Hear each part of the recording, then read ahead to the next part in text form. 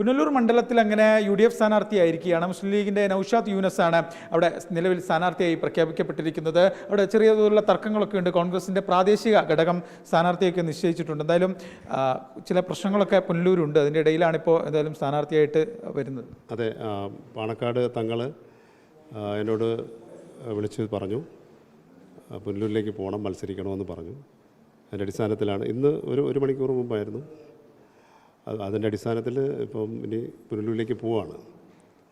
പിന്നെ അവിടുത്തെ സാഹചര്യം എന്തു തന്നെ ആയാലും UDF ഒറ്റക്കെട്ടായി തന്നെയാണ് ഈ ഇലക്ഷനെ നേരിടുന്നത്.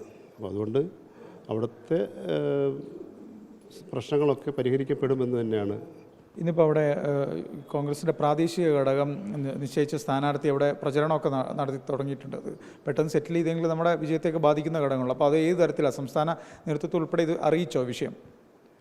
അത് ശരിക്കും ഒരു UDF സംവിധാനം എന്ന് പറയുമ്പോൾ ഘടകകക്ഷികൾക്ക് കൊടുക്കുന്ന സീറ്റിൽ പിന്നെ വേറെ ആരും കൈകടത്താറില്ല. അതാണ് എൻ്റെ ഒരു നിയമം. അപ്പോൾ മുസ്ലിം ലീഗിൻ്റെ സീറ്റാണ് പുനലൂരുള്ളത്.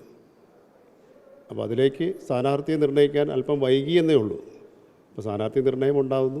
ഇനി മത്സരരംഗത്തേക്ക് ഇറങ്ങണം. ബാക്കി പ്രശ്നങ്ങളൊക്കെ പരിഹരിക്കപ്പെടുമെന്ന് തന്നെയാണ് വിശ്വാസം. പൊതുവിലൊരു ഇടതു മണ്ഡലമാണെങ്കിൽ പോലും ഇത്തവണത്തെ പഞ്ചായത്ത് തെരഞ്ഞെടുപ്പുകളിലൊക്കെ തദ്ദേശ തെരഞ്ഞെടുപ്പിൽ വലിയൊരു മുന്നേറ്റം UDFൻ്റെ സംവിധാനത്തിന് ആ മണ്ഡലത്തിൽ ഉണ്ടാക്കാനായിട്ടുണ്ട്. അപ്പോൾ അത് നിയമസഭയിൽ ആവർത്തിക്കാനുള്ളൊരു സാധ്യത എങ്ങനെയാണ് കാണുന്നത്? തീർച്ചയായിട്ടും മുൻകാലങ്ങളിൽ നിന്ന് വളരെ വ്യത്യസ്തമായിട്ട് പുനലൂരിൻ്റെ ചിത്രം വളരെയധികം മാറിയിട്ടുണ്ട്.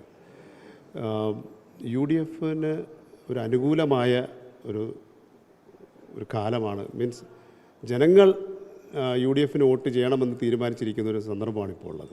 ഈ പ്രശ്നങ്ങൾ തിരിച്ചടി അതാണ് നമ്മുടെ ഈ തദ്ദേശ സ്വയംഭരണ തെരഞ്ഞെടുപ്പിൽ കണ്ടത്.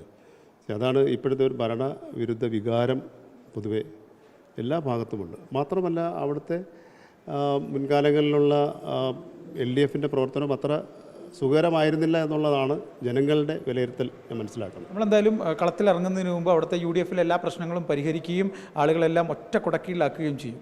തീർച്ചയായിട്ടും അത് നമ്മുടെ നേതൃത്വം അതിന് പരമാവധി ശ്രമിക്കുകയും അങ്ങനെ നേതൃത്വം വന്ന് ഇതെല്ലാം ഒരുമിച്ചായെങ്കിൽ മാത്രമല്ലേ മുന്നോട്ടിറങ്ങാൻ പറ്റൂ. അല്ലാതെ മുസ്ലിം ലീഗിന് ഒറ്റയ്ക്ക് അവിടെ ചെന്ന് ഒന്നും ചെയ്യാൻ സാധ്യമല്ല. കോൺഗ്രസിൻ്റെ മുഴുവൻ പിന്തുണയും ഇല്ലാതെ നമുക്കൊന്നും ചെയ്യാൻ പറ്റത്തില്ല. അത് പിന്തുണയുണ്ടാകും എന്ന് തന്നെയാണ് പ്രതീക്ഷിക്കുന്നത്. അതിലും വലിയ വിജയപ്രതീക്ഷയാണ് ഉള്ളത് മണ്ഡലത്തിൽ.